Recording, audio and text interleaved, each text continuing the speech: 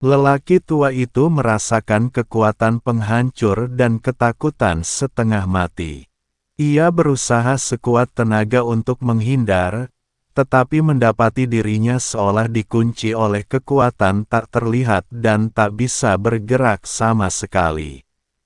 Dia hanya bisa menyaksikan cahaya pedang emas semakin dekat, dan akhirnya terpantul di pupil matanya. Engah, disertai suara lirih seperti suara tahu yang diiris, kepala lelaki tua itu terangkat ke angkasa, dan darah mengucur deras dari lehernya, mewarnai langit menjadi merah. Kepalanya, yang dipenuhi rasa takut dan tidak percaya, berguling beberapa kali di udara, dan akhirnya jatuh dengan keras ke tanah, tak bernyawa sama sekali. Humazi memanjat keluar dari lubang yang dalam, menutupi dadanya, dan berjalan ke sisi Chen Ping. Ia melihat kepala yang tergeletak di tanah, lalu menatap para biksu iblis yang ketakutan. Ia tak kuasa menahan diri untuk berseru, "Wah, kau terlalu kejam, ya." Chen Ping berkata dengan tenang, bersikap baik kepada musuh berarti kejam terhadap diri sendiri. Terutama bagi setan-setan seperti mereka yang sombong dan menganggap remeh nyawa manusia, tidak perlu bersikap sopan kepada mereka. Humazi terdiam beberapa saat. Tingkat prestise Chen Ping benar-benar semakin tinggi. Tiba-tiba, ruang bergetar, dan kemudian seorang pria paruh baya muncul di depan Chen Ping dan Humazi. "Ras manusia, beraninya kau membunuh ras iblisku." Pria paruh baya itu menatap Chen Ping dan Humazi dengan dingin. "Ini dia satu lagi." Chen Ping terdiam. "Beraninya kalian berdua manusia bodoh memasuki negeri iblisku. Apa kalian mencari kematian?" Pria paruh baya itu berkata dengan marah. "Tuan Hu, katakan padaku." Chen Ping menatap Humazi. Humazi menghampiri pria paruh baya itu dan berkata, "Ini tanah keluarga Huku. Orang-orang di sini manusia, bukan iblis sepertimu." Pria paruh baya itu menatap Humazi, mengerutkan kening dan berkata, "Kamu kentut." Mendengar hal itu, Humazi menjadi marah, "Kamu yang kentut." Saat suara itu jatuh, Humazi melompat. Wajah pria paruh baya itu berubah dan dia mengayunkan tangan kanannya dengan keras. Ledakan. Dengan suara dentuman keras, Humazi terlempar, tetapi pria paruh baya itu juga mundur puluhan langkah. "Aku tidak menyangka manusia kecil sepertimu punya kekuatan sebesar itu." Ekspresi pria paruh baya itu menjadi serius. Humazi hampir mati karena marah. Jika dia tidak bereinkarnasi berkali-kali dan kekuatannya tidak berkurang drastis, dia pasti sudah membunuh pria iblis di depannya sejak lama. Pria paruh baya itu melihat Humazi benar-benar mampu melawannya secara langsung, dan kilatan keterkejutan melintas di matanya, tetapi segera digantikan oleh amarah. Ia mendengus dingin, dan energi iblis di sekitarnya melonjak, jelas bersiap untuk menyerang lagi. Beraninya manusia biasa berkeliaran di wilayah klan iblisku. Kalau aku tidak menghancurkanmu sampai menjadi debu hari ini, aku takkan pernah bisa menghilangkan kebencian di hatiku. Sebelum dia selesai bicara, dia tiba-tiba mengangkat tangannya, dan sebuah bola api iblis hitam pekat mengembun di telapak tangannya, dan dia menamparkan Humazi dengan keras. Wajah Humazi sedikit berubah. Kekuatan serangan ini jauh lebih besar dari sebelumnya. Kekuatannya belum pulih, dan dia mungkin akan menderita kerugian besar jika melawannya secara langsung. Tepat ketika api iblis hendak menimpanya. Berhenti. Suara perempuan yang dingin tiba-tiba terdengar, lalu sesosok ramping muncul dari udara tipis di hadapan Humasi. Dengan lambaian tangan putihnya, bola api iblis itu langsung meleleh seperti es dan salju yang bertemu api. Wajah pria parubaya itu berubah drastis ketika melihat ini. Ia segera menarik tangannya dan mundur, memberi hormat dengan hormat penyihir. Chen Ping memusatkan pandangannya pada orang yang datang. Ia seorang perempuan bergaun hitam. Kulitnya seputih salju, alisnya seindah lukisan, tetapi matanya sedalam jurang dan mengandung sedikit rasa dingin. Dia memiliki aura yang terkendali, namun memberi orang perasaan yang tidak dapat dipahami. Tingkat ketiga alam abadi duniawi. Chen Ping diam-diam terkejut. Kekuatan wanita ini mungkin jauh lebih kuat daripada pria tua itu. Wanita itu melirik pria parubaya itu dengan tenang dan berkata dengan nada dingin, "Siapa yang mengizinkanmu melakukannya tanpa izin?" Pria parubaya itu segera menundukkan kepalanya dan membela diri. "Penyihir, kedua manusia ini menerobos masuk ke istana iblis hitamku dan membunuh orang-orang kami.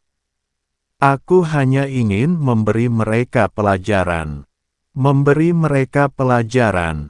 Wanita itu mencibir. "Kalau aku tidak datang tepat waktu, apa kau akan membunuh mereka begitu saja?" Dahi Jenderal Setan Hitam dipenuhi keringat dingin dan dia tidak berani mengatakan apapun lagi. Wanita itu mengabaikannya dan berbalik menatap Chen Ping dan Humasi. Ia menatap mereka sejenak, lalu akhirnya berhenti pada Humasi. "Kamu bilang ini dulunya wilayah keluarga Humu." Humasi memegangi dadanya dan menggertakkan giginya, lalu berkata, "Benar sekali. Gunung Jiupan dulunya adalah tempat tinggal kaumku selama beberapa generasi. Sejak kapan gunung ini menjadi wilayah kekuasaan klan iblismu?" Wanita itu sedikit mengernyit, seolah sedang berpikir, lalu sesaat kemudian dia menggelengkan kepala dan berkata, "Istana setan hitamku telah menempati tempat ini selama ratusan tahun, dan aku belum pernah mendengar tentang keluarga Hu. Jika ini benar-benar tanah leluhurmu, mengapa orang-orangmu tidak ada di sini?" Mendengar ini, Humasi mengerutkan kening dan berkata, "Mungkinkah? Mungkinkah klanku sudah hancur?" Humasi telah pergi ke surga ke-6, dan telah bereinkarnasi berkali-kali sejak saat itu, dan ribuan tahun telah berlalu. Dia tidak tahu apa yang terjadi pada sukunya. Sekarang mendengar apa yang dikatakan wanita ini, tampaknya bangsanya telah dihancurkan sejak lama. Di alam surgawi ini, sebuah sekte atau keluarga bisa hancur dalam sekejap. Lagi pula, dalam masyarakat di mana yang kuat memangsa yang lemah, cepat atau lambat yang lemah akan dimangsa. Wanita itu terkejut, lalu mengerti dan berkata, "Mungkin." Pria parubaya itu tak kuasa menahan diri untuk menyela dan berkata, "Penyihir, Gunung Jiupan awalnya adalah tanah tak bertuan. Mereka hanya mencari alasan untuk memprovokasi klan iblisku. Apa kau pikir ini wilayah mereka hanya karena mereka mengarang alasan sembarangan?" "Diam!" teriak wanita itu dingin, dan pria parubaya itu tiba-tiba terdiam. Dia menatap Humasi dan berkata dengan nada yang lebih lembut, "Namaku Yuyue, dan aku penyihir dari istana iblis hitam. Jika apa yang kau katakan benar, aku bisa mengirim seseorang untuk memverifikasinya. Tapi sebelum itu, kau telah memasuki wilayah iblisku dan membunuh orang-orangku, jadi kau harus memberikan penjelasan. Humazi hendak membalas, tetapi Chen Ping melangkah maju dan berkata dengan tenang, kami tidak membunuh orang tanpa alasan. Orang-orang mula yang berbicara kasar lebih dulu dan bahkan ingin merenggut nyawa kami. Kami hanya membela diri. Yu Yue mengalihkan pandangannya ke Chen Ping, pandangan aneh terpancar di matanya. Dan siapakah kamu? Tanyanya. Chen Ping, kata Chen Ping dengan tenang. Yu Yue mengangguk pelan dan hendak bertanya lagi, tetapi pria parubaya itu tak kuasa menahan diri dan berkata dengan marah, penyihir, kenapa repot-repot bicara dengan mereka? Kedua orang ini jelas-jelas ada di sini untuk memprovokasi kita, kenapa tidak tangkap saja mereka dan jadikan contoh?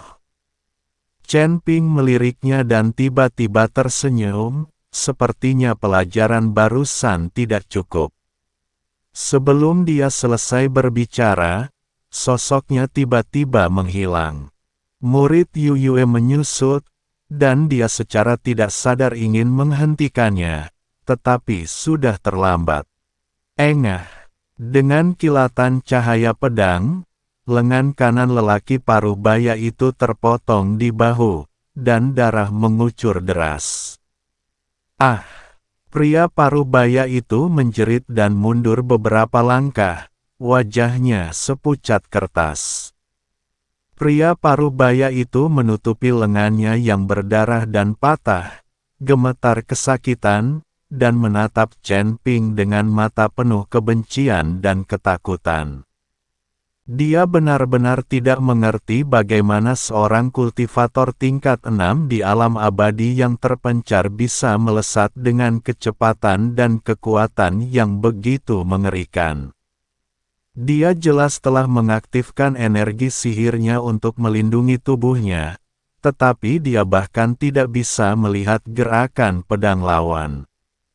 Kau berani menyakitiku.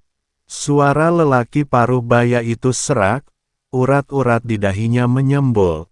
Kau potong salah satu lenganku hari ini, perseteruan ini tak terdamaikan.